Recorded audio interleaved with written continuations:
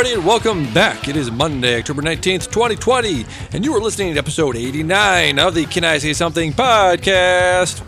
I'm your host, and a recluse for the Juicy Caboose, Damon. Joining me, as always, is... How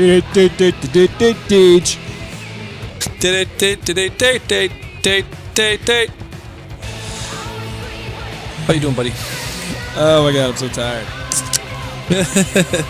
How many hours did you work this week? Oh man, 68 long hours. 68. Why didn't you work one more hour? It would have been a sex thing. Nice. And then that wasn't an option. That'd been funny. Come on, though. boss. Can I work one more hour, boss? Please? Why? Yeah. You know. Nice. Just to make a joke on a podcast. It's like, first of all, what's a podcast? Yeah. What's this joke?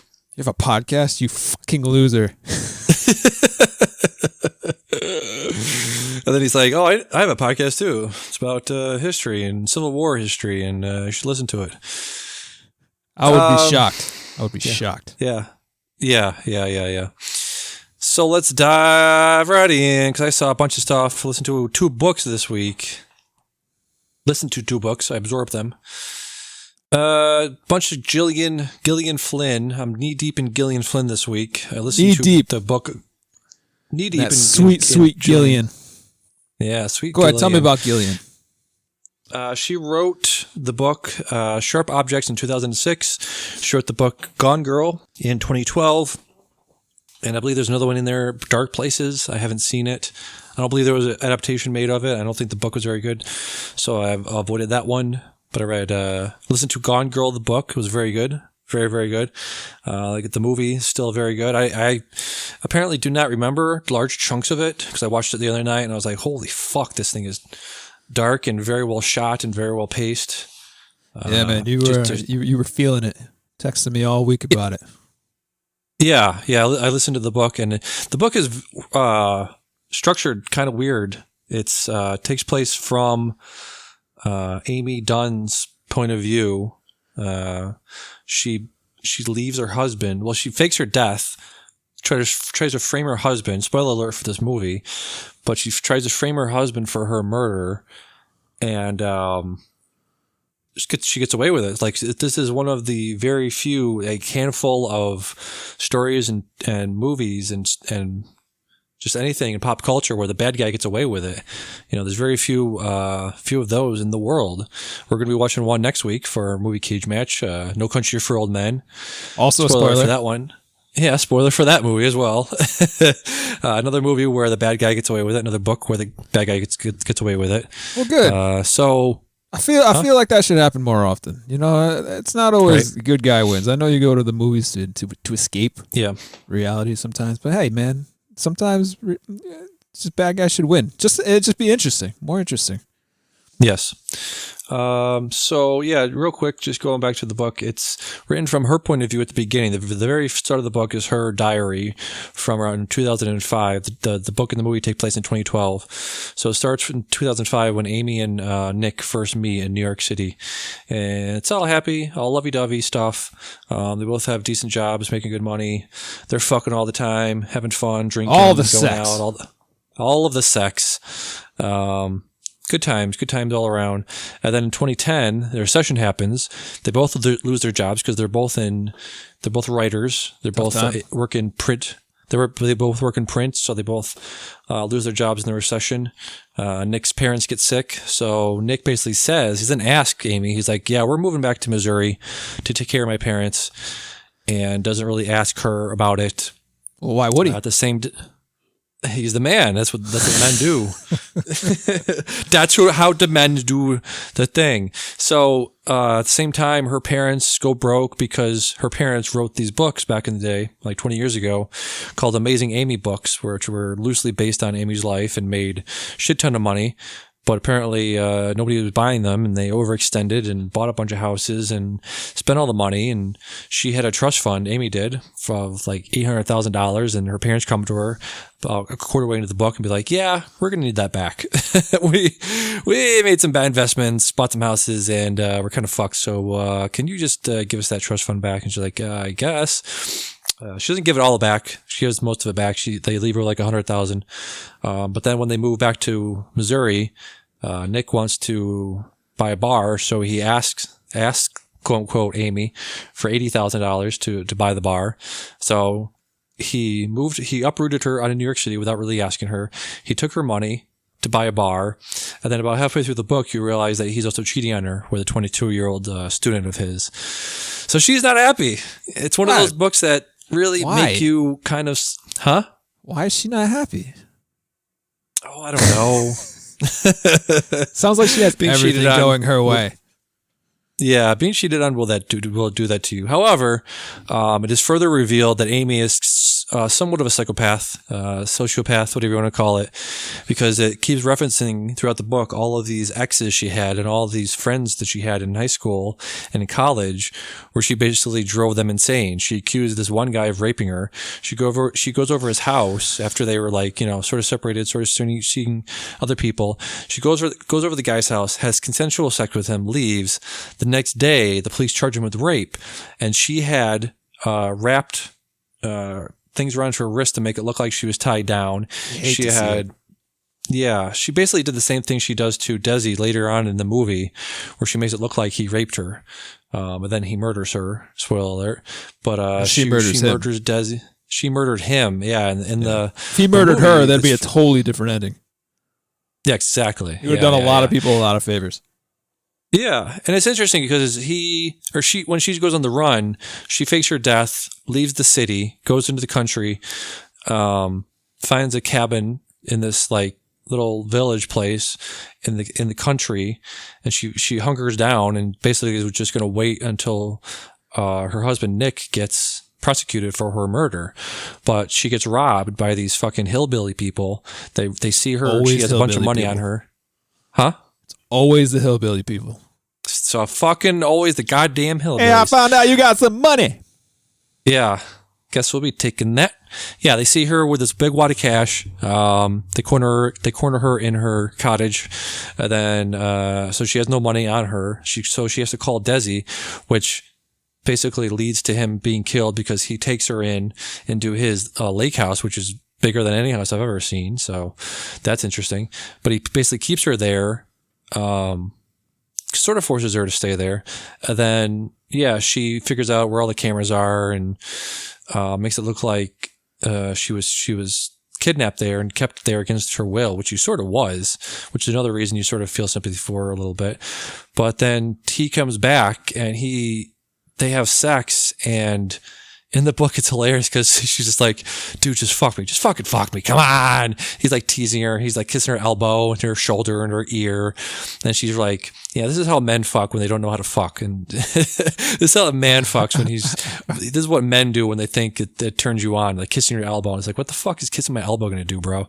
And dude, he was like, totally reading a different way into that relationship. All right. She had a whole other goal going, but he was, like thinking this was it, buddy. This was like, yeah, this is the building blocks for a relationship. Yeah. Yeah. So, gruesome death in this movie. He's fucking blood her everywhere. Yeah, blood everywhere. Like he's fucking her. Then she just pulls out this knife, stabs him, cuts his throat, and he just bleeds all the fucking over her. Yeah. Yeah. And then she gets covered in blood, escapes from there, which I don't know. She must have learned the code to the driveway fence thing. But she gets out of there. She didn't escape from there. She wasn't she flagging them down with the cameras? She was like pounding on the door, and like they came to the house. Yeah, she was leaving evidence to say that she was like in trouble. And so it shows, throughout the whole thing, it shows her like she jams a wine bottle up her cooter to make it look like she had. Lord. Oh. Yeah. Over dedication. Time she got. Oh, man. Yes. Yeah. How over thorough. time, it made her look like she had rape wounds in her vagina. But I mean, what was he doing? He was. I mean, right. He wasn't exactly fucking her with a knife. You know what I'm saying? Right. Good Lord. Like in Seven. I fucked her. Yeah. Yeah. Another David Fincher movie. She leaves there And also in the book, it goes into more detail of like her story was that when he kidnapped her, she said that he put her in his trunk, and if she just left there and didn't go in the trunk, there would have been no evidence of her ever being in the trunk. So in the book, it describes that the police investigated the car that she supposedly got kidnapped in and found hairs in the trunk.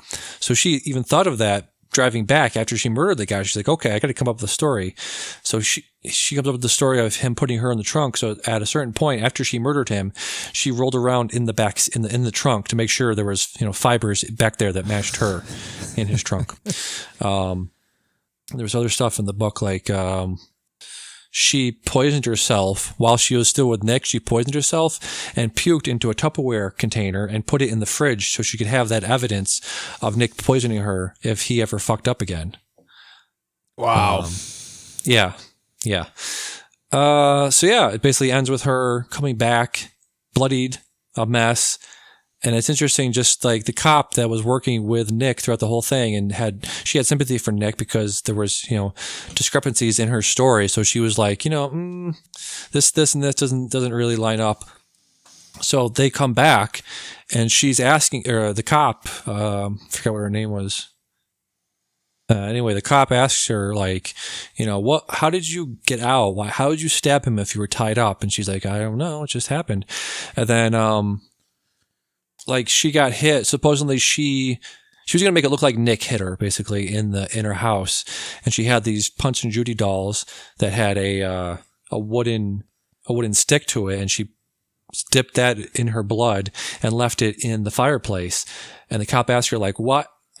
I don't understand. The dolls were in the woodshed. So how did the dolls get from the woodshed? If the dolls were in the woodshed, how did Desi, when he supposedly attacked you, how did he get the wooden mallet? And she's like, I don't know. Are you going to stop fucking bothering me? I just escaped from being raped and blah, blah, blah. And if you had done your job, I came back here and saved my husband's life. Yeah. She's just like, doing the Trump thing of like diverting attention from the lie and just saying like, are you going to solve this for me or what?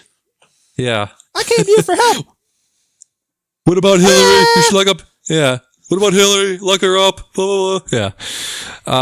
But yeah, she comes back and she says like, after a few months, she gets pregnant and Nick never fucked her after she came back. And Nick was like, how are you pregnant? Whose baby is it? And she's like, it's yours. And he's like, what do you mean? And she says, when you went to the fertility clinic and you came in that cup and, we tried to have sex and we tried to do this and that and the other thing.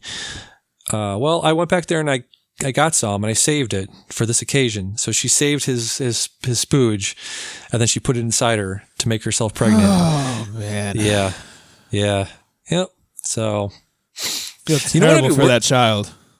You know who I would be terrified to be right now would be a child? Gillian Flynn's the child, yes. But no, I'd be terrified to be Gillian Flynn's husband because you're married to a person that thought all of that up. Yeah. Well, that's kind of like what I was saying before in the podcast prior, like the realistic death scenes, and it's like, yeah, that's coming from someone's head, someone's brainchild right there. And if you have a spouse or your children watch this movie later and we're like, Jesus, Dad, what the fuck? you got some problems you need to work out.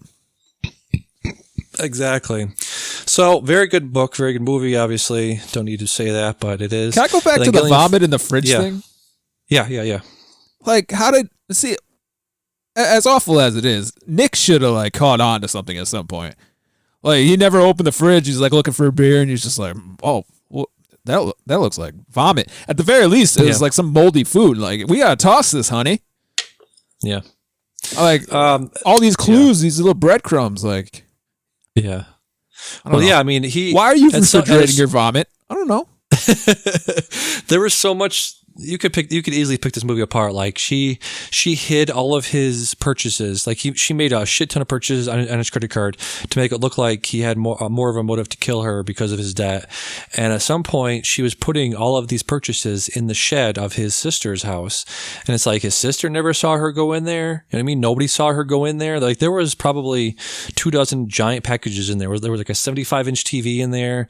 There was a giant drone in there. There was these giant purchases that she made on his credit card that she's put in there. And also she put his fingerprints all over that stuff. So at a certain point, she was buying all this shit, bringing it into the house, putting his fingerprint on it while he was asleep, and then dragging it, putting it in the car, going to his sister's house, going into her shed in the back and putting this in there and leaving. And nobody saw her doing any of this. How was she putting the fingerprints on there? She like masking tape like while he was sleeping? No. Yeah, in the book, she was basically giving him sleeping pills for a long time, and he was figuring this all out. She was just dragging him through the house, like, I'm going to put your handprint on this. Yeah. Right here. Yeah, I think so. There was something. You're right, though. She's so thorough to the point where it's like suspicious now. Like, you're creating like an out for every scenario, but it's just like, how did no one ever see you doing any of those things? Yeah, exactly. She did so many things like out in the open. It's crazy. But there was these montages in Gone Girl and the book too, of him just being like watching TV, drinking a beer, and then her bringing over this life insurance policy and him just signing it without even looking. So it's like, you asked how did he not notice any of this? Well, because he was in a happy marriage. He was an unhappy marriage, but also he's just not paying attention. Like if your wife or anybody brings you a document and just says like, sign this, you never do that. I don't care how drunk you are. I don't know how stupid you are. You don't sign something and somebody without them telling you specifically what it is. Right. So, right. Yeah. Smart. Yeah. Not smart on his part. No, it's not smart on his part. No. Yes. He fucked up. He made a terrible mistake. Yeah, he did. He really did. It's just that in the part where I always forget, when I watched this the first time, I forgot that he hires, Tyler Perry plays this highfalutin attorney, this defense attorney. And at the end, he's telling him like what she's doing now that she came back and told him all this. And he just walks away and starts laughing. He's like, you fucking people deserve each other. And it's true up to a certain point of just like, oh yeah, he was both kind of assholes. Yeah. Yeah. Yeah, no, I remember that movie really pissing me off, and I was like thinking like, how? Like, well, I'm thinking about, well, I remember it now because you said she knocked herself up, so that's why he, like, if she came back on the doorstep after messing with me like that, I'd be like, with all those cops around, I'd be like, bitch, if you did all this work to get me in jail, I might as well just finish the job and just like strangle her right there in front of the cops. Yeah. But her being pregnant was like her like safeguard, like, you have to take me back because I have your child and you're not going to kill me and your child. And it's like, oh, yep. Smart. Awful. Good play. Yeah. Good play. Fair play. You got me. Yep. So after that, I listened to the Sharp Objects book from Gillian Flynn wrote this in 2006. Hold on a second. Let me check my records here. Yeah, sure. You told me that I should watch this approximately 121 times in the last 3 days. Yes, I did. Yeah, it's very good. Very, very good. It's from a book written 2006, again by Gillian Flynn. TV series came out in 2018 on HBO, starring Amy Adams. Amy Adams is a goddamn wizard when it comes to acting. She's a good one. Yes. She was you probably first saw her in the Office when she played the hot girl, new hot girl. The purse lady. Yes. Yep. Purse lady. Exactly. So she plays, Amy Adams plays the main character in this book / TV show. She's this typical sort of like drunk, reporter from the big city that has to go back home to investigate a murder. It's one of those, but it also gets very twisted in the sense that she is suicidal and she cuts herself. Not only cuts herself, but cuts words into her. Her entire torso is covered in words that she's written, that she carved into herself over the years. So she is an intensely fucked up person. That's where the name of the book comes from, Sharp Objects, because she was always looking for something to cut herself with. So yeah, very good series, very good book. What was I going to say? Very fucked up situation with murdered children. The kids get when they're murdered, they have their teeth pulled out. So yeah, very very gruesome murders in the South. The kids are murdered. Like 13-year-old kids are murdered, and then they have their teeth removed every time they're killed. Goodness gracious. Yes. Very good acting, very good series overall, very good supporting cast. Let me look up who was in this. There was a couple people I like in this.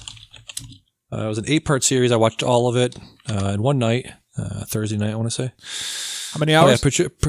8 hours. 8? 8 episodes, 8 hours total. Yep. Patricia Clarkson is in this. Chris Messina. Let's see. Some very good young people in this. Sophia Lillis from the It movie, the first one. Yeah, very good. Oh, Sydney Sweeney is in this? I didn't know that. Yeah, very dark, very fucked up. The last 10 seconds of this show is very fucked up. So, I think I recommended this to you, didn't I? A couple times. Yeah, you said if I like Ozarks, I'll like Sharp Objects. Yeah, it takes place in the same general region of the Ozarks area of Missouri, I want to say, near the Appalachians. Very poor part of the country. But I'd say that the theme is largely different, where it's not like cartel, illegal, illicit activity. Right. So, I mean, the setting is the only thing similar? Yeah, the setting. It's very much like, I haven't seen it, but I would imagine Ozarks plus like True Detective, that sort of dark, noir, gothic, southern gothic sort of feel to it. So yeah, if you like that sort of stuff, check that out. Also watch The Vast of Night. I'll add it to the list.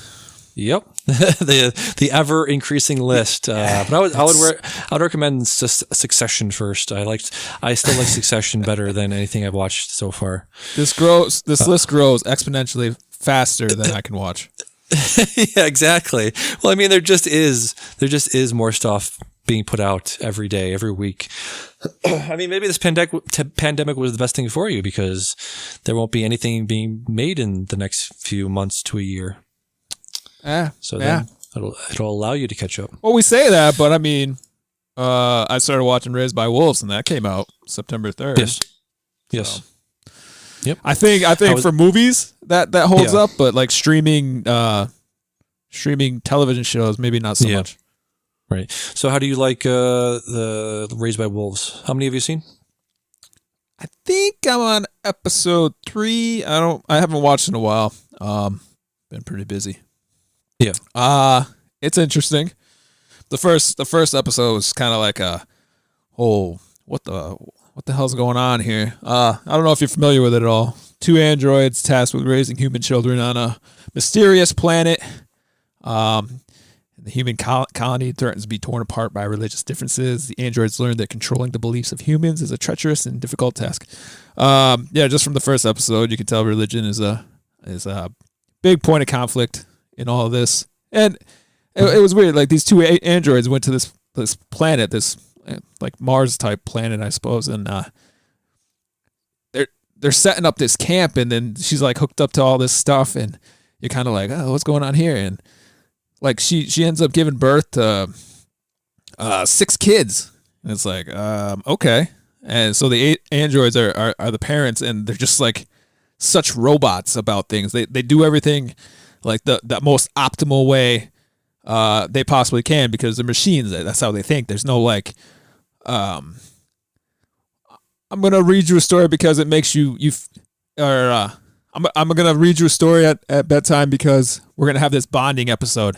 It's more like I'm gonna read you the story because that's mathematically what is best for you to help you learn and grow emotions at this level.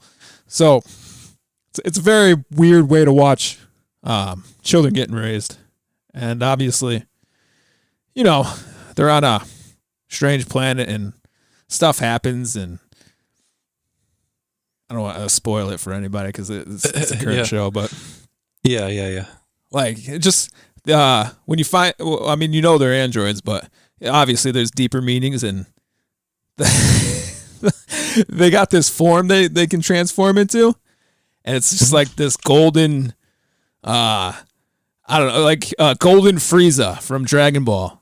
It's pretty fun to watch, and she has like this wild screaming power, and it's like, whoa, like that's intense. Giblets.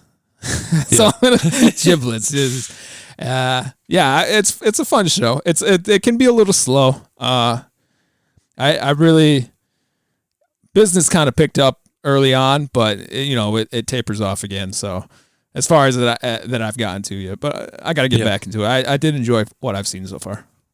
Nice. Some episodes were directed by Ridley Scott. Yep. I think I heard he was part of the creation of the show. Yeah. He's the he's the dude. Directed by.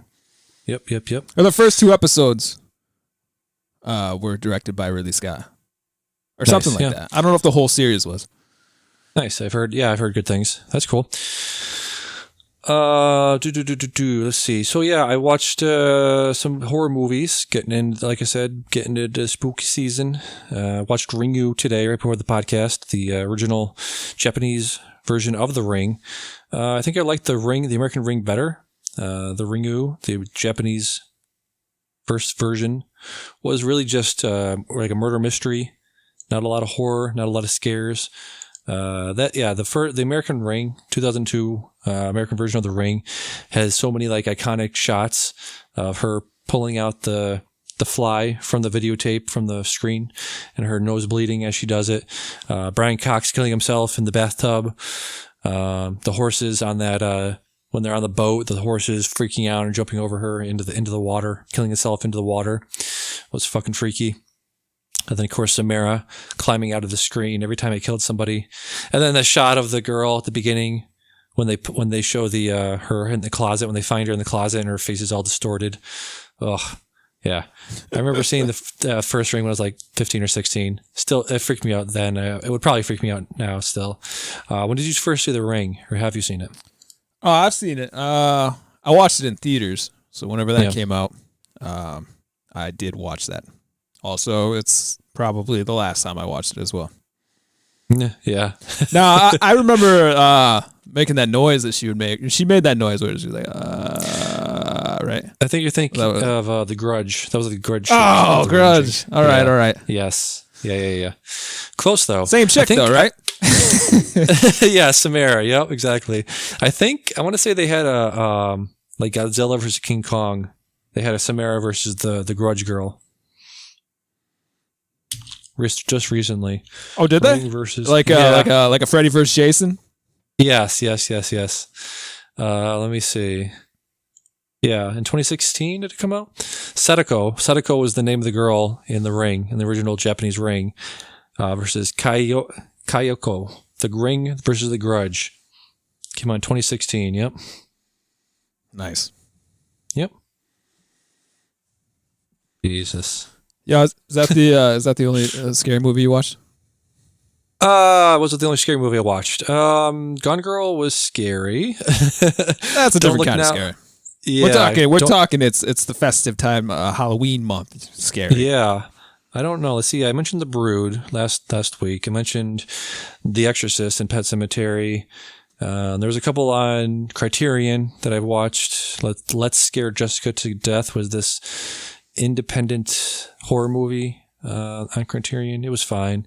Black Christmas is still the best one I've watched this year. The Possessor was very scary, and The Fly. Have you watched any spooky ooky things this year? I haven't yet, but remember we were talking about doing that. Some of our listeners, gave me that list that we should get into at some point. We were thinking about making a bracket for it, but let's do a quick flash round. Okay. Can we go off script a little bit here? Sure. We got like 15 quick matchups. You just tell me which one you think is the better movie. We'll write it down, and we can work with that. We cut down the list a little bit. So lightning round tournament style. If we haven't watched it, maybe we just go by what we heard. Yep. Conjuring versus The Shining. The Shining. Conjuring had. Did that have the Damien kid in it? The kid named Damien? Was that the one who was like, "It's all for you, Damien"? That was the Omen. Omen. Damn. Okay. So. Yep. I'm gonna pick The Shining, as well. Okay. Okay. That's classic stuff. All right. Exorcist versus Carrie. The Exorcist. Yeah. Yeah. Yep. Jaws versus the original Halloween. Jaws. I'm gonna pick Halloween. We're split. We'll have to go back to that sometime. Okay. Yeah.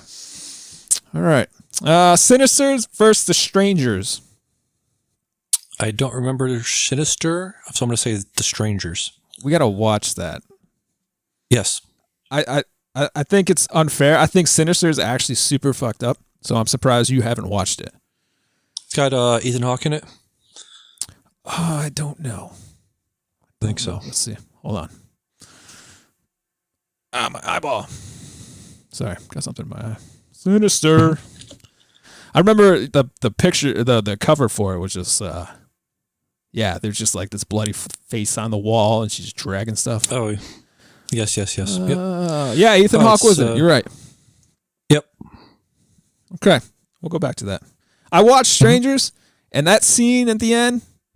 Yeah. The stabbing. Oh man, that was fucked up. Yeah. I felt really, really weird after that. That made me think. Mm-hmm. The Babadook versus Lost Boys. You ever hear of the Babadook? Yeah, I've seen the Babadook. It's very good. Yeah? What's it about? Yeah. Huh? What's it about? Just one of those, mom is mentally ill, kid is seeing weird shit. He's writing weird shit in his book. It's very cool twist at the end. Yeah, very good. Australian, I want to say. Yes, Australian. Yep. Very good. Very, very good. Very good scares. Yep. So which one you pick? Babadook. Okay. Babadookie. I'm going to pick Babadook too. I've never watched Babadook, but I've watched The Lost Boys. Yeah. Okay. If Carrie was here, she would have picked Lost Boys, but she can't. Yes, she can't do this definitely. list. Hereditary versus Fright Night. Original. Hereditary, obviously. One of my favorite movies of all time. Yeah, I'm going to go Hereditary too. I actually have watched Fright Night. Nice. From Dusk Till Dawn or Poltergeist?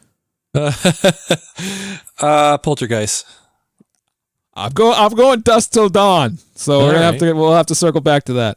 Yeah. Man, Salma Hayek, was that her right in that movie? Yes. Yep. Oh my God. Oh man. I remember watching that as a teenager. I was super shocked when it turned out to be like a vampire movie. Yeah. All right. Grudge versus 13 Ghosts. Grudge. I don't think I remember 13 Ghosts very well. Mm-hmm. I'm going 13 Ghosts. Okay. Man, we should really have a third person for this. Right. The Witch versus Nightmare Before Christmas. I'm gonna actually say Nightmare Before Christmas. The Witch is one of the most boring movies I've ever seen in my life. Yeah, I'm with you. Nightmare Before Christmas. I'm pretty much just going off what you said about The Witch. Yeah. You really killed it for me. And I remember seeing the previews and I'm like, nope, I'm noping that. No. Shaun of the Dead versus American Werewolf in London. I still got to see American Werewolf in London. It's on my list. What's the pause the top? Well, I'm just saying I haven't seen it. Oh, really? So obviously. I haven't. Well, I've seen Shaun of the Dead. I love it. Obviously, it's a classic. But I was just saying I have not seen American Werewolf in London, but I mean to. Okay. Intend to. Yep. All right. So Extraordinary versus Halloween Town. I have not seen either of these. Me neither. No. I'll put a star next to that. Yeah. Oh man, what's this? Final Girls and Beetlejuice. Beetlejuice. Right? You probably never watched Final Girls. No. Okay. Alien versus the Frighteners. Sorry. Alien. Yeah, I can't go against Alien. No. Trick or Treat Zombieland. Zombieland. Never seen Trick or Treat. I have to write that down. 27, never seen. The Thing. We're gonna do a 3-way right here. All right. Thing versus Pet Sematary, or both of the originals, and then Hocus Pocus. Not even close. It's The Thing all the way. Thing, huh? Yeah. Okay. All right. Yeah, they gave us 31 movies for every day in the month, but right, since we're already halfway through the month, we had to cut that down in half. So, all right, we'll figure out something to do with that list. Out of all those movies on that, well, no, we'll save that. I was gonna say which one's your favorite, but we'll work towards that. Yeah. All right, cool. All right. Thank you for that. Let me see. Do you have any book recommendations? I got one on tap. I got one in the chamber, ready to go for Monday. But I was curious if you had any books that you've read over the years that you wanted to recommend. I mean, I just go by defaults, which were Game of Thrones, but sure, obviously you don't have to do that. There was this book, Swan Song. It's a fantasy type book. It's like a post-apocalyptic thing. Let's see, who was it by? Sorry. What is it called? Swan Song. I'm looking. It's a Robert McCammon book. Okay. It's a big old book. I'll read you to the thing. Swan Song is a 1987 horror novel. It is a work of post-apocalyptic fiction describing the aftermath of a nuclear war that provokes an evolution in humankind. It won the Bram Stoker Award in 1987. Nice. I love this book. Pages. I actually had told Carrie to watch it and not watch it, read it. Yeah. And I told her to watch Game of Thrones. Read Game of Thrones. Christ.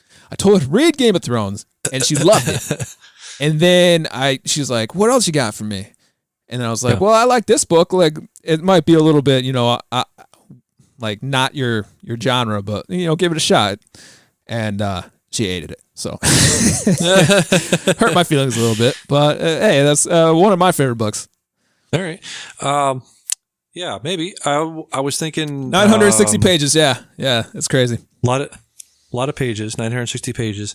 So yeah, if I was going to read a long ass post-apocalyptic horror book, I'd probably go with The Stand. I've been reading a lot of Stephen King lately, so The Stand. I think eventually The Stand. Yeah, I was thinking about getting back into reading. Yep, I've actually been what's it called? Hold on 1 second. Like Gutenberg Project. Have you heard of that? Yeah. I think it's also something else in history, but it's like this database for free ebooks, like 60,000 of them. That's where I was reading Pride and Prejudice. Oh, nice. But it's got all these old classics, and I was thinking about burning through some of those. If you actually read, when you say read and don't mean listen, that's something you might want to check out. Well, it says ebooks, so I mean there are some audiobooks on there, but it's weird. Like you need a library card for them and stuff. Yeah, like you can actually check out audiobooks with a library card from your local library, like Libby.com or something like that. There's some kind of app. That. Libby app. People love it. I got it, and I was looking through it, and it's like, this digital audiobook is being checked out right now. I'm like, what does it even mean? What do you mean? Right, yeah, exactly. Audiobook is being checked out. You got to put it on your wait list or something, and when it comes around, they notify you, or you gotta sign up to be the next person in line. And yeah, it's crazy. It was kind of weird for me when I was reading it too. I was like, I didn't even know this was actually a thing like that. Not only that happens, but that my library actually participates in. Yeah. I just do Audible. I pay buttload of money. You do the free book a month though, right? They give you like a token. They give me a token a month, but then I pay if I want to, just get a bunch of books. I'll pay like $30 to get 3 tokens, so it's like $10 per book, which is kind of a deal. If they based the price off the actual book, which is like The Stand, which is like 1,000 pages. It's like $30. $10 ain't bad. Right, $10 a book. Most of the books I've ever bought in my life are $10. So yeah. Every book I've read or listened to in the past, year or so, which is I want to mention real quick. What was the book I listened to? Unless it was hardcover, that shit's nonsense. Yes, that is ridiculous. Sharp Objects was the 25th book this year I listened to. So yeah, I've been burning through books like crazy this year. But doesn't really, it seems like a lot, but not when you consider like 6 of them were Dune, 4 of them were The Lord of the Rings. I read The Hobbit, the 3 Lord of the Rings books, got The Sandman, No Country for Old Men, the 2 Call Me By Your Name books. So yeah. And you're listening to those in 2 times speed too, right? Yeah. Yep, because my brain works faster. There's no way you process all of that. Because my brain works faster than yours. Do you ever feel like you read something and then it's just like, all right, well, I went through the whole book and you probably got like how it started, some interesting parts in the middle, and then you got the ending as well, and then you can just go back and read like now you can't be spoiled, so you can just go back and like read the cliff notes or something like or read somebody's review and they'll tell you how you like the book, but you actually didn't comprehend everything that you heard while you were doing that, because they talk so fast. No, my brain comprehends things faster than most people, so there you go. Look at you. Man, I get confused. I'm at work, and I'm listening to the podcast, and I'm doing I start off like listening, I'm like, this is interesting. And then 10 minutes later, I'm like, I don't know what they just said, because A, my attention was kind of diverted, and B, it's like I learned that I can't do 2 things at once. Right, I cannot listen to a book and do whatever job I'm doing at the time. Right. Like I hear it as background noise, and maybe like if you said something, it triggers in my head like, wait a second, what was that? I think I know what you're talking about. I've definitely heard of it, but if you want me to like get into real detail about it, no. I think a lot of it helps too with I've seen 3 of the books I listened to. I saw the movie first. I saw Pet Sematary. I'm Thinking of Ending Things, and Gone Girl, and Exorcist. I saw the movie, so I was like, okay, this is that part when that thing happens. This is the part when that thing happens. So I can sort of skim through the. True. Huh? Yeah, you're right. Yeah, you've seen the movie, so it's just, I know this part. Quick skim. Yep. That's funny. I mean, you're listening to the book now, so it's a little bit harder to do that. I remember like when I actually read books, it's like, all right, I got the gist, so my brain goes on autopilot. Yeah. Yep. I was going to say something. Rebecca, the movie, the Alfred Hitchcock classic, is being remade on Netflix. It's coming out next week, so I downloaded that. I'm going to listen to that next week. I think Carrie will be interested because it's starring Armie Hammer, Mr. Deep Voice, Mr. Dick Hammer. I'm going to put a peach in your ass and I'm going to lick it out, man. I was trying to figure out why I started calling him Dick Hammer, and then I was like, oh yeah, it's because of Call Me By Your Name. Yep, exactly. Because I remember saying it while we were watching Man from U.N.C.L.E. I'm like, oh, Dick Hammer. And I'm like, why am I calling him Dick Hammer? And then it's like, oh yeah, he doesn't call me by my name. Yeah. So anything else you want to talk about movie-wise, what you're watching, listening to, reading? No. Well, I was watching Dead to Me on Netflix. Yep. And that kind of won out. Remember, I was watching Schitt's Creek and Dead to Me, and I was kind of like, Schitt's Creek probably not for me. But Dead to Me had that like dry humor to it, and I got a few more episodes in, and it started cutting pretty deep. Like it's like someone cutting onions in here. Like the whole thing is her husband died, and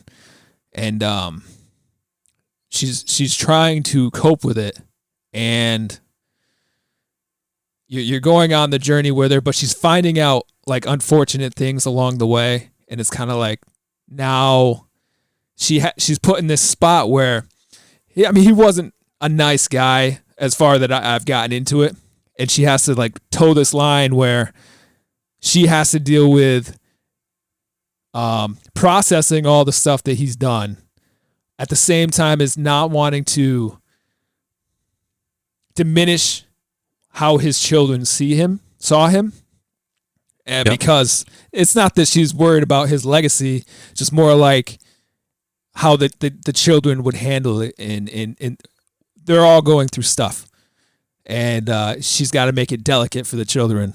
As far that I've gotten into it, I would say. And they did this thing where they sent balloons up into the... she didn't want to do anything, and then she got... Her and the mother-in-law are like at each other's throats constantly, and she was like... to one-up the mother-in-law, she's like, we're doing a ceremony, and we're going to send balloons up in the air, and they're going to have messages in it. And somebody gave her that idea at like a counseling session, and she was like, that's fucking stupid. But she ended up doing it because it was the only thing she could think of to try to get the mother-in-law off her back. And her mother-in-law was like, I'm coming. And she's like, shit. But so there's like this whole thing going on with someone else in the house, and they all send their messages up, and one of the balloons comes back down kind of like, oh, what's this? Like, is this a message from my husband from beyond? And the whole event is like leading up to like getting the message from the person that was at the party, where it's kind of like, you're sus. So whatever you wrote in this balloon is kind of like questionable. Yeah. But then like she pops open the balloon and she gets one of her kids' messages. It's like, whew, man, like, I lost it. I was like, that's sad. So I go into this movie thinking, it's like, or not movie, the television show, thinking like, it's going to be laughs and stuff like that. It's comedy. It's definitely a comedy, but like, I dropped a tear when she read that message. It hurt. I was like, damn, like, because you just imagine like your kid saying that about you if you weren't here. You're hearing in my voice, man. Oh, yeah. Oh God. No, I'm just playing. But it was kind of a gut punch, and it brings you in, and yes, it's a good show. I like it. Nice. So that was Dead to Me. Was that on Netflix? Yeah, Netflix. It has Christina Applegate in it. Nice. So, yep. Good stuff. Very, very cool. Did want to mention real quick a bunch of podcasts this week. The Big Picture and the Rewatchables. Very good podcast to listen to. You listen to them. I recommended I recommended twice, 3 times, maybe 4 times to listen to the Martian Rewatchables, because we just watched the Martian maybe last month, and they said a lot of the same things we did about who's that person? Kristen Wiig being very unnecessary, totally unnecessary. Didn't really out fit. Of place. Very out of place. Yep. He said exactly the same thing I was saying. Like, he just expected her to look at the camera and just be like, be like, yes, the Debbie Downer. Like, it was like an SNL thing, and it's like the person that he suggested. I'm like, yes, absolutely, I could see that, yes. But Kristen Wiig, like this, I feel like that was only just either somebody in Hollywood owed her a favor, or she's trying to dip her toe into more serious movies and try to like get out of the SNL typecast that she put herself in. Yes. Yep. Yeah, exactly. And then the guy was like, have you seen this Leo movie? Have you seen? As soon as he said that, I texted you, have you seen? Which I think is probably 90% of the reason why you had me listen to that was like, because you didn't lead with that. You led with, he thinks Kristen Wiig is as unnecessary as you did. And I was like, all right, I got to hear this. And then like 10 minutes after that was, have you seen? Have you seen? And I was like, there it is. That's 90% of the reason why you wanted me to listen to this. 10% was Kristen Wiig. Yeah. I was literally going to say that. Yep. Absolutely. I'll play your game.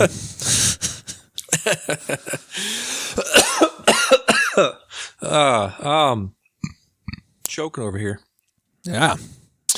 Got me all heated, worked up. Yep. I didn't listen to the Big Picture one. Usually I do, but yeah, I figured you were a little upset that they got off the Fincher movies. You've been really obsessed with all Fincher related things. They have David Fincher rankings part 1, David Fincher rankings part 2. And then on the rewatchables, they were doing The Game. Then they did 7, I think they did another one. Where is it? Oh, they were doing Unfaithful, Usual Suspects. Where did they? I thought they did The Town. No, could have sworn they did. 7, and then The Game. Then they did Kicking and Screaming and The Martian. So I was like, what the fuck, guys? You're teasing me here with this David Fincher stuff. But he loves Kicking and Screaming. Yes. Bill Simmons. We're talking about Bill Simmons. If you guys didn't know this. Yeah, he was talking about on that Martian episode about how he didn't like Lincoln. That's what it was. And then somebody, that was part of the group, did his Lincoln impression. No. That was incredible. I love how they just went off on him and just like, listen, this is a weird hill to die on to say that Lincoln sucked. Yep. He's like, I didn't think it sucked. It's just, do I need to rewatch it? He's like, yeah, you need to rewatch it because you're having some kind of revisionist history here, and it's not cool, man. It wasn't even a political point they were trying to make. It's just Lincoln was a good movie, and I mean, it's not like he didn't outright say Lincoln sucked, but it was just he did kind of be like, well, I watched it once. I don't think I need to go back to it. Right. Which still is a little bit more shade. You can watch it twice. You can watch it twice. Come on. Yeah, I watched it last year for the first time, then watched it again for our movie Cage Match. And yeah, it definitely holds up. Fantastic acting. Like, it's one of those you go in and be like, okay, fine. It's going to be a fucking bland, flat historical drama, historical piece about this thing, and it's not. That movie moves. That movie has a high pace to it, a high tempo, with the three guys that are trying to procure the votes. That was probably my favorite. Oh yeah, that's where they like turned into like almost like borderline comedy, having those guys in there, which I think kind of maybe brought it down a little bit because it definitely took we're serious. We're not trying to teach you something. We're still trying to teach you something, but. Before that happened, it was just like kind of like no nonsense, like, this is Lincoln. All right, this is Lincoln. I got it. But then those guys came in and just like let's go fuck some shit up. We gotta get that dude's vote. Let's do some crazy shit. Ride or die, homie. Yeah. Yeah, the Walter Goggins parts where they're trying to get his vote, and Walter Goggins is being threatened by with death if he votes to free the slaves. That was very, very comical moments. Well, was that the part where like he was arguing with the guy, and the guy was just like kind of it turned into like this dude, he was going for his gun. Yeah, but he had to because it was like I don't know. It was how long ago was that? I don't know. He had to load the gun like manually with like gunpowder, so he's like sitting there for 5 minutes, just like. He comes back, he runs away, comes back, starts kicking dirt on the dude, and then runs away again. Woo!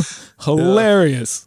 And that's the thing too of like the Second Amendment thing of like the Second Amendment was written even before that. Like Second Amendment was like 100 years before you had reloadable guns and muskets and shit. And it's like, let's give everyone the right, or give everyone, the birthright to own a musket. That's fine. No problem with that. But then you got now 2020, you got fucking people with walking around like they had this clip on YouTube or the Daily Show or something where they're talking to this guy who wants to walk around with a AK-47 or AR-15 or whatever it's called, and they're just like, "Well, do you have a gun on?" And he's like, "Yeah." Well, it's not. And the guy says, "Well, it's not loaded." And it's like, "Yeah, it's loaded." And it's like, well, "Why is your gun loaded?" If you're getting fired upon, if there's a mass shooter incident, then load the gun. At that point, then you need to defend yourself and other people around you. And then that's the point at which you pull out your magazine and shove it in. Because it's not like it's not a 10-minute process. It's not a musket that you have to load your fucking rounds one by one. It's an AR-15. You pull out your magazine, you shove it in, you're good to go. You know what I mean? Why are you walking around with a loaded gun that could go off at any time? Jesus Christ. Anyways, it's different time, hill. I'm going to get off my high horse. They talked on The Big Picture. The most recent episode was about Aaron Sorkin, his top 5 everything. They're big fans of Aaron Sorkin. They're fans of The West Wing. Back in the day, I watched Sports Night. This is like 1998, 99. So this was like 12 or 13, 14. This is way before I'm a fan of directors or writers. I had no idea what I was watching, but I just know I liked it. So I've been a fan of Aaron Sorkin for a long time without really knowing it. Aaron Sorkin, if you're not familiar, wrote his first writing job was A Few Good Men. He wrote that. You can tell a lot of the what he's known for are the walk and talks, which is basically what it sounds like. People are walking while talking, through hallways, and that they had that scene where Tom Cruise is talking to whatever her name was on the baseball field. A lot of walk and talks, a lot of talking while doing other things. He's known for that. He's known for The West Wing. He wrote The Social Network, which is a lot of people say is his best work yet, because David Fincher, they had this behind the scenes scuffle of Aaron Sorkin of David Fincher sort of like molding and changing and modifying a lot of Aaron Sorkin's writing to make it fit, make it feel a little bit more natural. Aaron Sorkin writes these very witty, very pithy dialogues, which are very unnatural, unrealistic. People are always witty, always talking, always having the right thing to say at the right moment. So that's another trademark of Aaron Sorkin's writing. And it's a very interesting discussion they had on the big picture, the most recent one, of if you're a progressive like me, if you're liberal like me, Aaron Sorkin should be down your alley.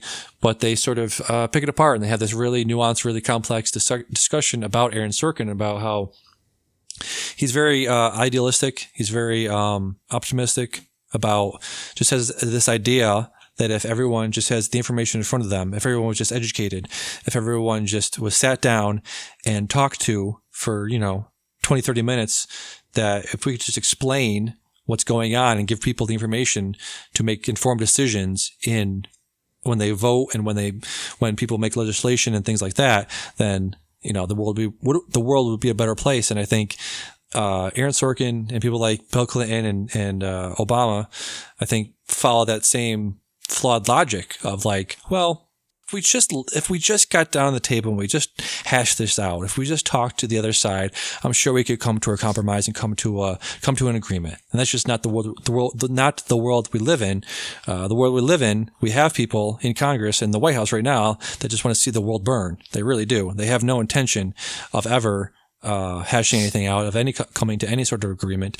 And they get into that in the Big Picture podcast, about how he's too idealistic and too optimistic, and that comes through in his writing and a lot of the things he's written over the years, especially The West Wing, especially in The Newsroom. So very, very good discussion if you want to check that out. Yes. Indeed. Maybe. So on the rewatchables, the Martians rewatchables, they had a Matt Damon versus Leo discussion. Where do you fall on the Matt Damon versus Leonardo DiCaprio conversation?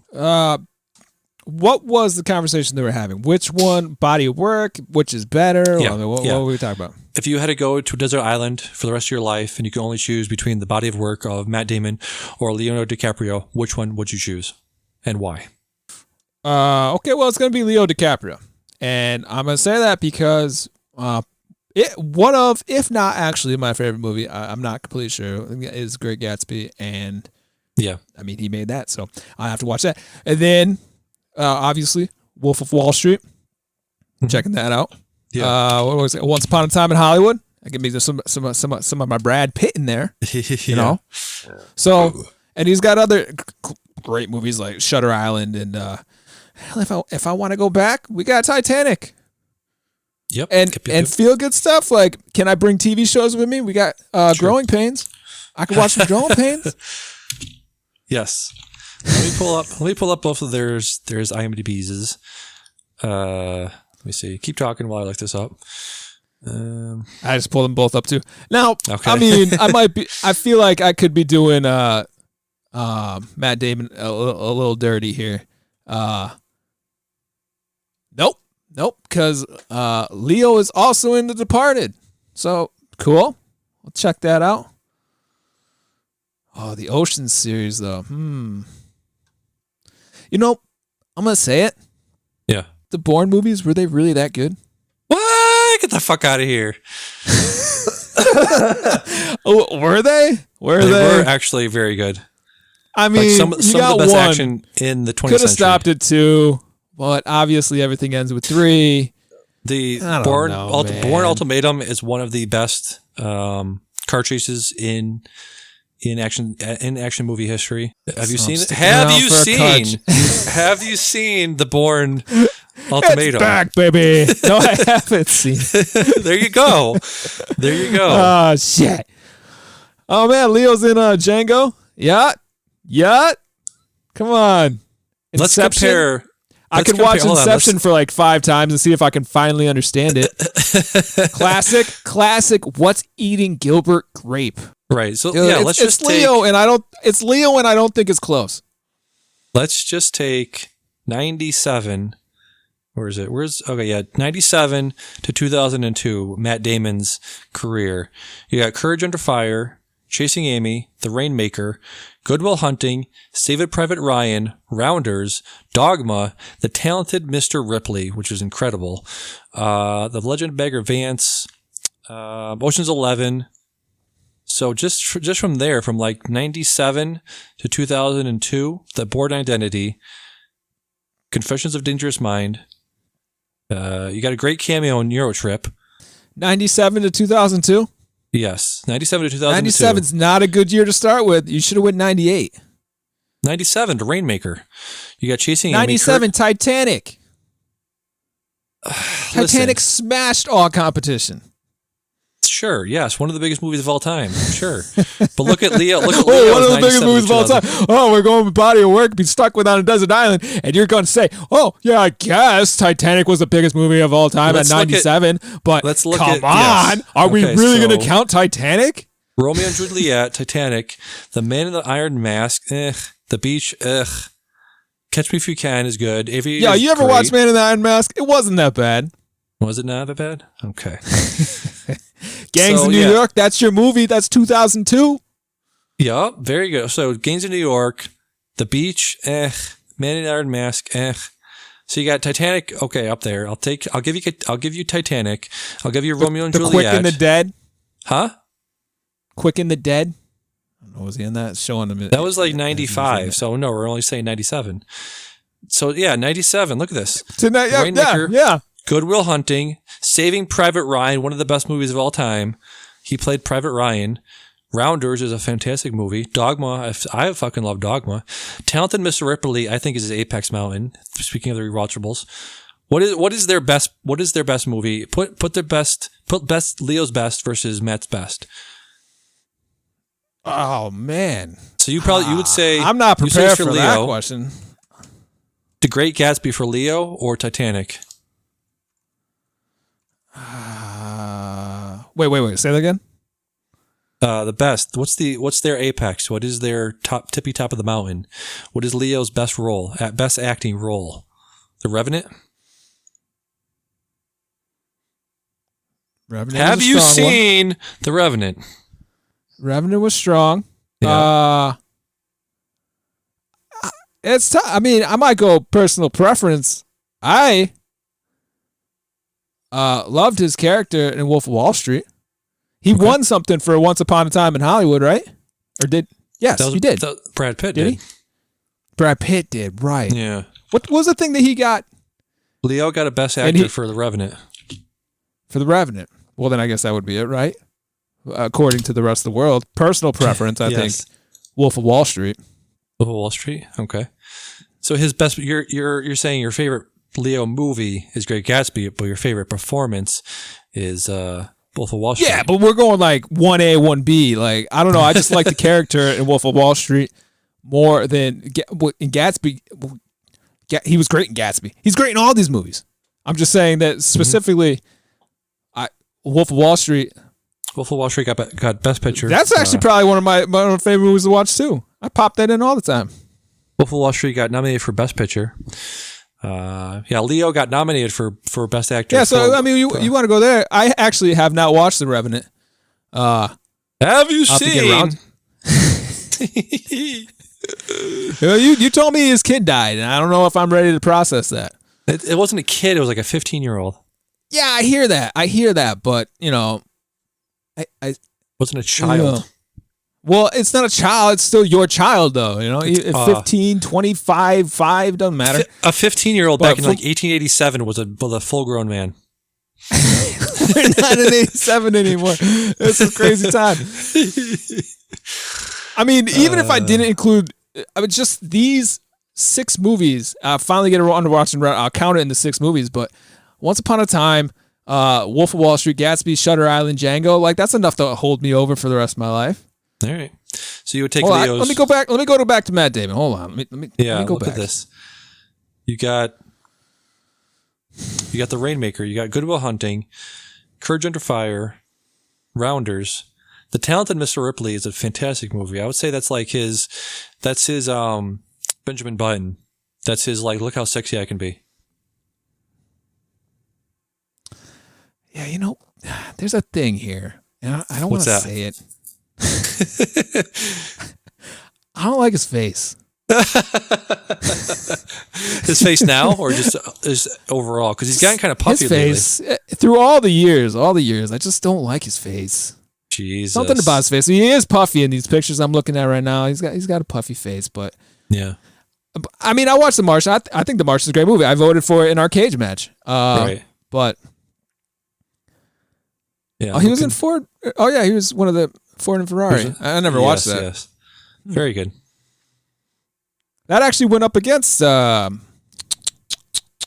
Upon a Time, right? It did. Yep, for Best Picture. Cool. The Ocean's movies. I enjoy the Ocean's movies, but I was saying that I don't enjoy them because Matt Damon's in it. Matt Damon's actually kind of like a weird joke character. Like, you know what I'm saying? Like, it's kind of like, I mean, he's important, but is he? Is he? He is actually. How dare you? Yeah. Okay, I'm going with. I'm sorry. Yeah. Final answer is it's Leo, and I don't think it's close. I mean, well, you going? So you staunchly opposed me here. You must be thinking Matt Damon. I am saying I'm going to take Matt Damon just because he's a Southie. He's a Boston guy. Got to go with my Boston guy. Nobody knows where Leo's if you're going to go with the Boston guy, you were just shitting on Ben Affleck. Yeah, that's different. Ben Affleck is not Matt Damon. Isn't he from Boston? They're both Boston people. Listen, there's thousands of people from Boston. Doesn't mean you have to like everyone from Boston. It just sounded like your argument was like saying that I had to like people from Boston. Yes, this one person. We're talking this about one Leo person, versus not Matt the other Damon. person. I don't like Ben Affleck as an actor. Doesn't mean I don't like people from Boston. Where is he the guy from? Birth. Ben and Matt Damon are friends. So if you're going to like Matt Damon, then you need to get on board with Ben Affleck. I understand. Look, Leo is a fucking LA preppy fucking... He deserves to be. He's in the system. He's been in the system his whole life. Matt Damon had to work for it. He came from a workman background. He had to claw his way to the top. Leo was already there. Leo was a LA baby. He was brought up in the system. He was destined to be an actor. Matt Damon had to work every day of his life to get into the system. He wrote his own script. He wrote Good Will Hunting. Matt Damon didn't, or Ben Affleck didn't do shit. That's why I don't like Ben Affleck too, is because he took credit for writing Good Will Hunting. Now everyone knows that Matt Damon was the brains behind that operation and the face. He was the face and the brains. All right. How often do you see that? That's a bold take. That's not a bold brave. take. That's a fact. Brave. It's a known fact. Listen to Ben Affleck. Ben will tell you. Ben knows. He's not afraid of it. Ben's humble. Ben's a humble man. He's not a humble man. He's dated the hottest women in the world. He dated Jennifer Gardner, Jennifer Lopez. He loves his Jennifers. He's just in it for just because the man's humble don't mean he can't date beautiful women. You're the one recognizing the fact that he's dating beautiful women. You know, it's not cocky if you're the one bringing it up, you know? His shoulders are too big. Ben Affleck his shoulders are way too wide. He looks like a fucking Frankenstein walking around with those big honking shoulders. The man is a house. He's built like a brick shithouse. I won't deny that. I'm just saying. It makes him feel like a very stiff actor. And you want to know what? What? I like Ben Affleck's face. I like it better than Matt Damon's. He's got more face. He's got the most face.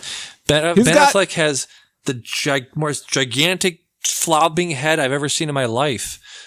Man, when he grows a beard, yes, it's a nice beard. You feel it, man. I do. It's like we grew a beard when he grows a beard. You know? Matt Damon could never. Could never what? Grow a beard. Look at all these movies. He has a beard in none of these movies. Don't have to. Well, he had one in Martian, and it was patchy. It was patchy. You're right. I won't deny that. Fine. Yeah. Well, you can't grow a beard either. That's why you should love him. You two have a thing in common. You both can't grow beards. No, that's why I don't respect him, because I don't respect myself. All right, so I think we agree. Matt Damon is the best. Moving on. Overrated, underrated. I have a game here called Overrated, Underrated, or you can say appropriately rated. A couple of topics here. Do a lightning round. Are you ready? Yeah. Okay. Sounds fun. Overrated, underrated. The human race. Going big here. Starting off big. Yeah, you're starting off big. Underrated. Underrated. Why is the human race underrated? It's overrated. I mean, think about what it takes to get here, and think about all the stuff that we have yet to accomplish. I mean, so far, we are the only planet that has shown any signs of life like this. Like, just think about the concept of us doing this podcast right now. Sure. It's very like a mundane thing, but at the same time, there's so much technology involved, so much work that's gone into this. And it's not even the job that we did. We're just scrappy creatures that created easily the largest empire that we have, that we know of in the galaxy. Right? So, okay. While I say that and it sounds like, wow, you think pretty high of yourself, I still think we're underrated, because we survived in a situation where no, so far that we can tell, no other people have. No other creature, organism, whatever, has. So, underrated. Okay, I'm going to say overrated. Yeah. I don't know. Open a textbook. Open a history book, and you'll see why. Pulled pork, overrated or underrated? We're still just animals, dude. And we're going to do it like we do on the Discovery Channel. Right. Pulled pork, overrated, you and me, underrated. Baby. Yes. Pulled pork is overrated. Okay, that's wrong. It's dry. I've yet to have a pulled pork that I've actually not been sitting there like, okay, this wasn't dry. Have you had? This was dry. Meaty, juicy pulled pork? No, you haven't. Okay. Well, that's what I guess not. Can you make a pulled pork? Then I would respect. Sure, someday. Every time I go out to a restaurant, I say, you know what? I'm feeling something different. Let me get the pulled pork. And I'm every time I'm like, I regret the decision I made. All right. Scorpion Bowl. Appropriately rated. Yeah. Okay. Working overtime. It's How many bullshit. hours? 30 hours of overtime. Bullshit. How dare they? I got lots of money and I got lots of clients, but God damn it, that is, it's overrated. Nice. The 1998 Undertaker Mankind Steel Cage match. Dude, that is appropriately rated. Is it? Okay. All right. Yeah. That defined attitude WWE. It did. It was WWF at the time. That was the apex. They still show that shit. And it was something that was never done before, and they try to duplicate it, but it doesn't have that same magic. It's appropriately rated. Okay. Having kids, overrated, underrated? Underrated. Underrated. Okay. Yeah, it's crazy. Yeah, you think about it too, because I was real like on the fence about it for a long time, and even now it's just like, I don't know. I can't imagine me not having kids. And it's just, I feel like I was meant to be a dad and stuff like that. It's, real touching stuff. And I really think that I wish everybody could feel that way. Okay, that's nice. The MCU. Be honest.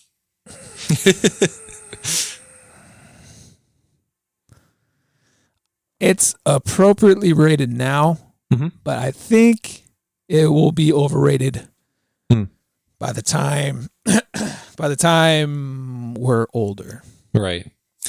They're gonna look back on this and it's gonna be like a weird dark point in history. Like, oh my God, really? This movie? Yeah. This did it for the world? Right. Well, I mean, I think blockbusters are going to be viewed in a very strange lens in like 5 to 10 years. If movie theaters are still a thing in 5 to 10 years. If they're not, it's going to be like movies used to cost $300 million and a billion people saw them. What? Yeah. I mean, it's tough for the MCU in particular because you think about there's movies that can hold up simply because the story, the lesson, the adventure that you took. But with the MCU, like, you know, it's good for us who grew up like reading comics and watching cartoons and stuff like that. But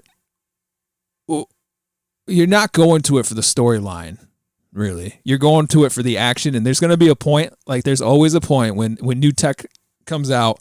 You're going to be like, oh, look at the graphics on that. Damn, I watched that. That's like, that's like eye rape right there, you know? Like, it's not going to hold up later on. We're just too picky. We look to the next flashy thing, next shiny thing, and MCU, we're going to look back on it and be like, oh my God. Okay. Can't believe I watched that with my own eyes. I wouldn't watch that with your eyes. Let's see. Overrated, underrated. The Rock during his wrestling tenure.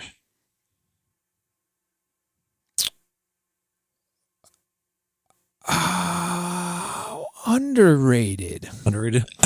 Some of those matches. As a wrestler? Yeah. As a wrestler? Yeah. Or just The Rock's character? As a wrestler, yeah. I think people think Stone Cold is going to be like, you know, there would be no Stone Cold without The Rock. And I don't think a lot of people realize that.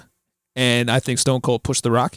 Yep. So people look at Stone Cold as the one and The Rock as his two. Yep. I think it's a 1A, 1B kind of thing. They made each other. Yes. And to say, just the fact that The Rock went farther than Austin did, like The Rock is the biggest movie star ever now. Right. Like I would say that he was underrated. Sure. The Rock as an actor. Overrated. Okay. All right. How many of those, like, I feel like there was a trilogy of The Rock movies, like Skyscraper, San Andreas, and what was the one made from the video game? Jumanji? That too, but also the what was the game with the gorilla and the lizard and the Rampage? Rampage, yeah. You had Rampage, you had Skyscraper, and San Andreas. There's like a trilogy of trashy action movies. But of buildings falling. Of buildings falling, exactly. The buildings falling trilogy. They probably made, $3 billion put together, but yeah. Oof, Rock, you're dragging us all down. Well, I mean, you think about it though. Think about all the crappy movies Sylvester Stallone was ever in, or something like that. Yeah, just True. movies, Yeah. action movies back then that just didn't need to be made. Right. Like The Rock's just kind of keeping that alive. Sure. Yeah. And I mean, yeah, that's why he's kind of overrated. You're right. Okay. Yeah. So recently we watched a lot of Jake Gyllenhaal's. We watched a couple Jake Gyllenhaal's 2 weeks ago. Jake Gyllenhaal, overrated or underrated? Overrated. Ooh, still. Okay. All right. Yeah. Maybe a couple more. Yeah, I mean, he had one good movie. One and a half good movies. Yeah. Okay. All right. Have you I seen mean, maybe he had a little bit Prisoners? more than that. But I'll admit I haven't watched all of Jake Gyllenhaal's library. Yeah. But from what that I have watched, I believe he is overrated. Okay. All right. Michael Shannon. Underrated. Yeah. Thank you. I feel like you turned the corner on Mr. Shannon with The Shape of Water. Yeah. Yeah. All right. Yep. Josh Brolin. Appropriately rated. Have you seen No Country for Old Men? I have. You have. Okay. Do you want to tease us your thoughts real quick? I thought it was a great movie. Nice. Very good. And how was Josh Brolin? But I don't think he... Huh? How was Josh Brolin in it for you? Appropriately rated. All right. How's that accent? Fresh, yeah. Real quick, some of the quotes I love from that movie. She asked Josh, or his wife asked him, "Where'd you get that gun?" And he's like, "From the getting place." I'm gonna quote that from now on. When everybody asks me, like, "Where'd you get that shirt?" "From the getting place." I listened to this podcast. It's what the hell is it called? Something to Wrestle. Mm-hmm. This guy interviews this dude, Bruce Pritchard. He was Vince McMahon's number 2.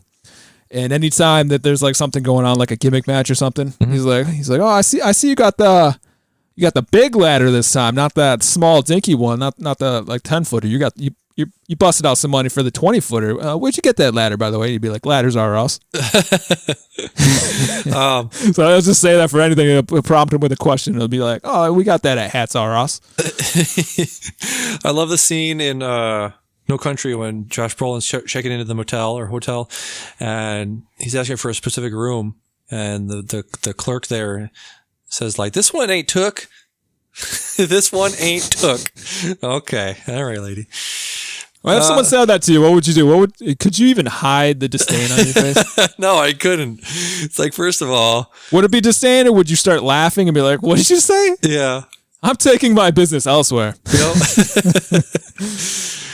Last one on overrated, underrated for this week. New Year's Eve. Overrated, underrated? Overrated. Now you say that. Now, would you say that 10 years ago? I knew you were going to ask that question, and I actually answered that as my current situation. Yeah. Now it's like, I don't need to do anything. I'll just go home and sleep. I don't give a shit. Yeah. Have you seen New York, what's it called? New York Center? What's the place everyone goes to for New Year's Eve? Times Square? Times Square. Have you been there during New Year's Eve? No, and the stories that I've heard, not worth it. Not good. You find a spot, and you got to stay in that spot. People wear diapers there. You know that? Yeah, I do know that. I heard that. Yep. Yeah, pissing and shitting on themselves just so like it has to smell awful. Yeah. You're cold. It's not warm. January 1st. Nope. There's nothing there that I'm gonna watch some. Well, last year. The Gronk. Yeah. Gronk. Well, who? Steve Harvey. Yeah. Like that was just cringy. Like, I wish I was there just so I didn't have to watch that on television. Yeah. You know? But it's say if you're not right up against the fence. So you're just in this huddle of people. Like, doing what? Standing there. Smelling like shit. Yeah. Yeah. Peeing on yourself to stay warm. It makes no sense. Yeah, that reminds me, talking about the Gronk and people doing the presentations. Now you're doing it. The Gronk. The Gronk.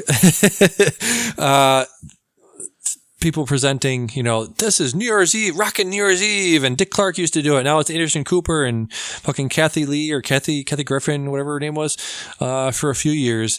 And Bill Burr hosted Saturday Night Live this week and was talking about just the state of things, as I gesture, wildly, talking about how Walter Cronkite back in the day, journalists used to be respected because you never saw them in shorts. You never saw them outside of their job, you know what I mean? Now you see Anderson Cooper hosting Rockin' New Year's Eve every year, and he was saying how that contributes to the untrustworthiness of our current, what do you call them, journalists or news anchors and shit like that. So, yep. So moving on, did you have any off the top of your head? That was fun. I like that. Overrated, underrated? You should come up with more. Yes. Yeah. More like that. Pretty fun, huh? I don't have any off the top of my head. No, I don't. Okay. Talk about food. Pulled pork. No, actually, I do. You do? And we'll get back. Well, I'm going to bring it back right now. Okay, go ahead. Matt Damon, overrated, underrated, or appropriate? Matt Damon, right now, at this current moment, in the year of our Lord, 2020, I would say Matt Damon is underrated. I think he's a fantastic actor. Underrated. I think going into, we have a bunch of Generation X, Gen Xers, guys that grew up in the early 90s, late 80s, early 90s, like Leo, like Matt Damon, bunch of guys that grew up back then, going to enter their middle-aged years. I'm very interested to see what these guys will pick for roles, what they're going to look like, what they're going to do. So I think right now, Matt Damon will make a very good Robert Redford type, as he transitioned into his middle-aged years. I'm fascinated to see what Brad Pitt and Matt Damon and Leo will do in the next coming 5 to 10 years. So right now, very underrated. Yep. What about Leo? Leonardo DiCaprio, I'm still going to say underrated, even though we just had our knockdown throughout fight between these two guys. I respect them both as actors. The Revenant is one of my favorite movies in the past 10 years. I think he's a fantastic actor, and another guy. Be very interested to see what he chooses for roles in the upcoming decades to come. Okay. Yep. Okay, my last one. Yes. Can I Say Something podcast? Very underrated. Come on, guys. Right into the show. BISICKLE. Tell me your thoughts, feelings about the show. I love haymail at gmail.com. Yeah, we're on a rocket ship right now. It's on the runway. It's about to take off. Strap it to our back, baby! Strap that rocket ship to our back. We're at the tippity top, and we're only halfway up. Yeah. So I wanted to do a quick get that 5 stars in the review. Yeah, give us 5 stars in the old iTunes there. Yep, help us out greatly on Apple Podcasts, not Apple iTunes anymore. Or wherever you hear your podcast. Or wherever you get your podcasts. Rate it in the Also, store. I'd like to take a moment and just talk about the dangers of train tracks. Is that an ad? Have you heard those ads? No. Oh my God, they're everywhere. On every podcast I listen to, they talk about train track danger. That's insane. I've heard like the drunk driving PSAs. Yeah. It's a PSA for not going on train tracks, and really? Because it takes trains. We're not getting money for this, but I'll say it anyways. Right. Apparently, it takes trains a mile sometimes to stop. Yeah. So if the wood comes down and the lights are flashing, don't go on the train tracks. Everybody? Yeah. Clear? Was that your Brian Regan impression? The train is a medium. The big one. Because you know what a cup of dirt is? That's what's going to be pouring on your body when the train hits you and your family picks up all the pieces. Yeah. The big yellow one is the sun. The big yellow one is that headlight in the front. I'm going to go to rant here about DoorDash drivers taking weird routes. If you ever order from DoorDash, you can Who wronged you? Because I have nothing going on in my life. I order DoorDash and I watch them. I watch the routes they take to my house, which if I order, when I order from places, it's basically a direct route from that place to my apartment. You don't have to take any side streets, bro. Why are you taking all these lefts and rights and all this shit? You have a main drag you can go down, get my food, go down that one street, take a left into another street, and you're basically there. Why are you going down fucking Woodlawn Avenue and all these fucking places that are not near my house? Why? I don't understand it. That's my A, he's lost, or B, maybe they get mileage. Maybe. Yeah, could be. They're dropping some shit off. They're doing some sketchy shit with my food. Who knows? Who knows these days? Yeah, laundering food. They're laundering food, exactly. So moving on. What'd you order? Huh? Well, what did you order? I ordered what is it? The chicken, the hanger, the chicken. All right. Yeah, so that's I'd be pretty pissed if I didn't get that on time. Too. Exactly. Yeah, you got to get that shit fresh. There's a bunch of things you can order through DoorDash that'll keep. They package it very well and it keeps for 10 to 20 minutes. The hanger is not one of them. You order I got a pulled pork slider yesterday. Well, there's your fault. There's your problem. Listen, buddy. Listen. Just because you've been wronged, you've been abused by the pulled pork industry, does not mean you can take it out. I may have had pulled pork from there, actually. Yeah? Yeah. You've had it? Yeah. I think I have, actually. Okay. And it was dry. Yeah. I don't maybe, yeah. Could be. This is. What do you get your wings? What sauce do you get your wings? We'll get to the real conversation right here. What sauce do you get on your wings? So I'm doing a dry rub sometimes. I'll do the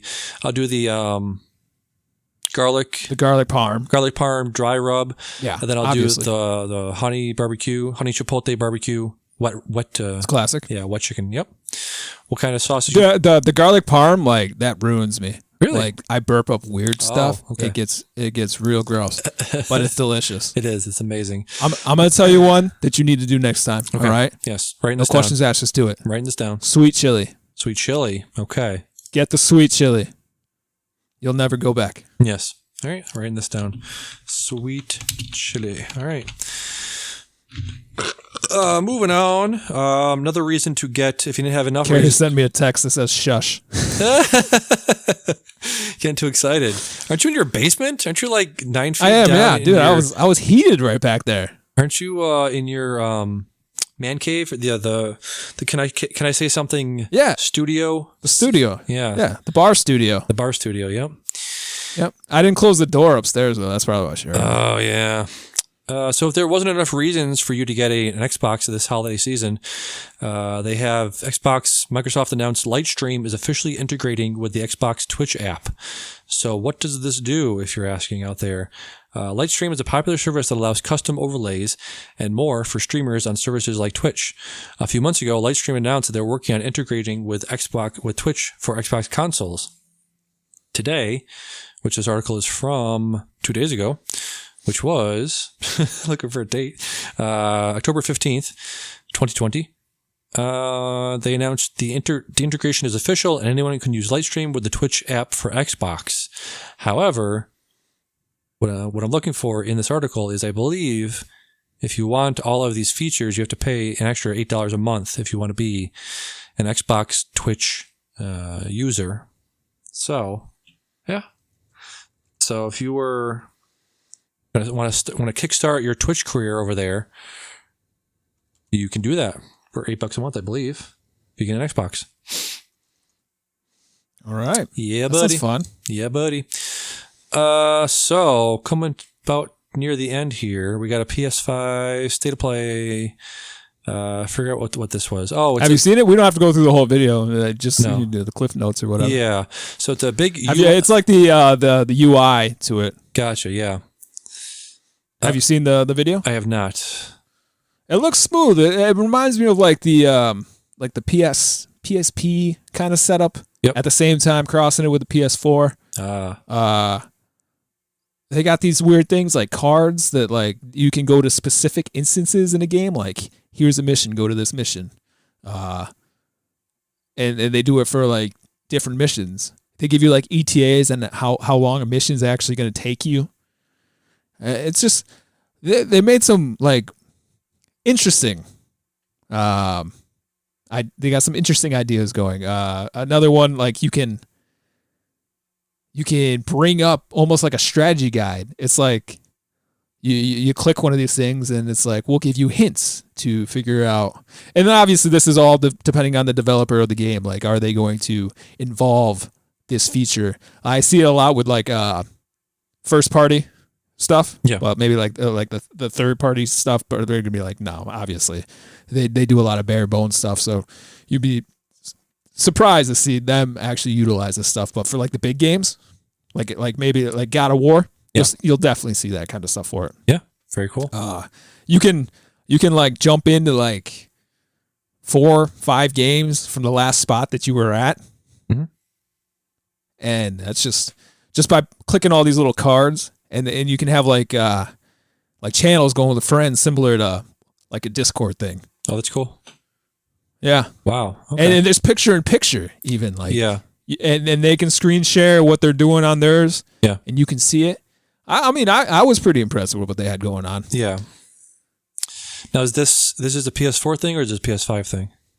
PS5 thing, but I do think that they did an update to a PS4, specifically for the groups. Yep. And that hasn't been received well. Oh no! And I think it's more because they effed it up. Did they? As opposed to it not being good. I mean, they probably looked at like what they got going on PS5, and it probably works there. But you're taking you get a PS5, you learn how to use the features that are already there. But you're changing a feature in a PS4 that everybody's already using. Yeah, yeah. So obviously you're going to be hit with some resistance. Yeah. That's cool. Still, I'm going to do the PC thing probably still. That's another. Yeah. I think that, we want to get on the same page as far as what we're gaming on, what we're playing on. And that's another reason I was just thinking of. I'd never thought of it before until this moment. If you guys get an Xbox, I believe that wouldn't even be crossplay. If you're playing on, let's say, Microsoft game, their Microsoft service on their servers, it should be like, and I'm playing on here. I have what is it called? Microsoft Game Pass. Game Pass is a service where you pay some bunch of money a month, and then you get all these free games. And I believe that's the same service on PC.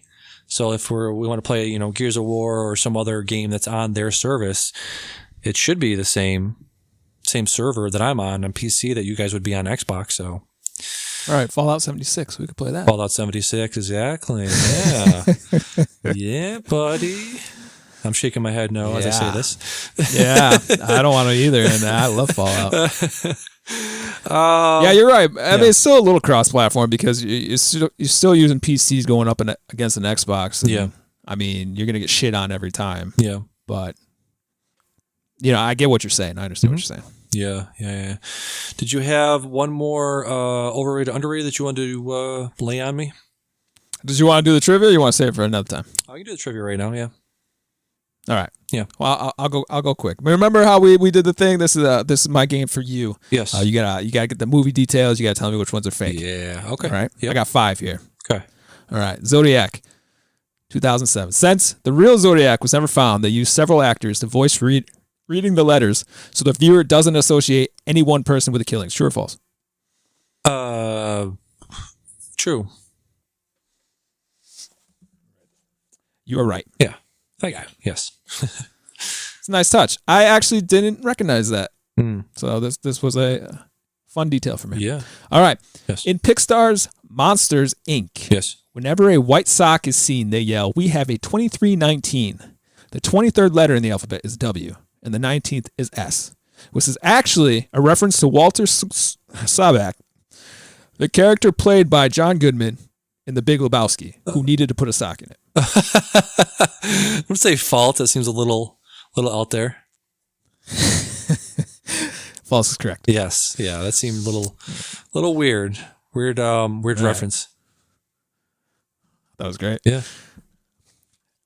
In the scene of Jojo Rabbit 2019, Hail Hitler is said 31 times in 1 minute, according to writer-director, I'm going to butcher that name. Taika Waititi. Yeah, there you go. Thank you. You're welcome. He wanted a funny moment, but also wanted to illustrate how ridiculous Nazi protocols were.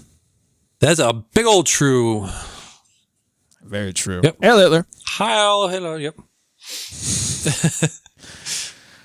The title Clerks on the Clerks 1994 movie poster is made out of letters cut from various magazines and food items. The C is from Cosmopolitan. The L is from Life. The E is from Rolling Stone. The R is from Ruffles Potato Chips. The K is from Clark Bar. And the S is from a Goober's box. True or false? I'm going to say false. True. Oh, boy. Did not know that. Huh. In Parasite 2019, I couldn't understand anything the characters said. This is because I failed Intro to Korean. Stupid Professor Lee doesn't know how to fucking teach for shit. True.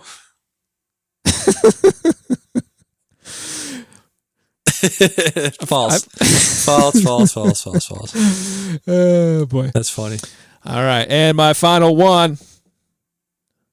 Watching Deadpool 2 2018 and notice a certain Supreme Court Justice headshot in the squad interview scene. None other than Ruth Bader Ginsburg in consideration for a spot on X-Force. True. It is true. Ooh, yes. 4 out of 5, 3 out of 5. Congratulations, like bud. Yeah. Yeah. You got 4 and 2. 4 and 2. Gotcha. Okay. Awesome. Did you have one more? Man. Those are fun. I like that. That is fun. Yep. Did you have one more overrated, underrated? Yeah, one more overrated, underrated, appropriate rated. Yes. Question for you. Sticking to an hour time limit for our podcast. Overrated, underrated, or appropriate rated? That is actually underrated since we're at an hour 40. This is very good. I like that. Yeah. Okay, so next week, come back. Next week we will have movie cage match. We got Western style. Pew pew pew. We got neo-noir westerns. We got No Country for Old Men going up against Hell or High Water. I love both of these movies. No Country for Old Men, I'm going to reveal this right now. It's my favorite movie of all time. So I'm going to let you guess which one I picked for that competition. Yeah. I remember you saying that it was your favorite movie of all time, and you actually, I don't know if you know this, you bought me the Blu-ray. You delivered it to my house with like Amazon or something. Kara was like looking for it. She's like, is this on like, it was on Amazon Prime, but you needed a premium subscription. Oh, you don't have that? We don't have that. That's crazy. Huh? You're an insane person for not But then I was like, wait, I'm pretty sure we Damien mailed me this. And then I went downstairs and I found it in the box. And you know what? I never unwrapped it. I have watched it, though. I watched it on television. So okay. Carrie's upstairs watching it right now. I already watched this one. All right. And we're going to hit Hell or High Water tomorrow. Nice. All right. So I, too, enjoyed that movie. But yeah. Yeah. I, too, enjoyed that movie, but we will talk about it more on Cage Match. On Cage Match next week. Come back for that. Pew, pew. So for Can I Say Something, I've been Damien. I've been Dion. Pew, pew. Bye-bye. See you next week. Pew.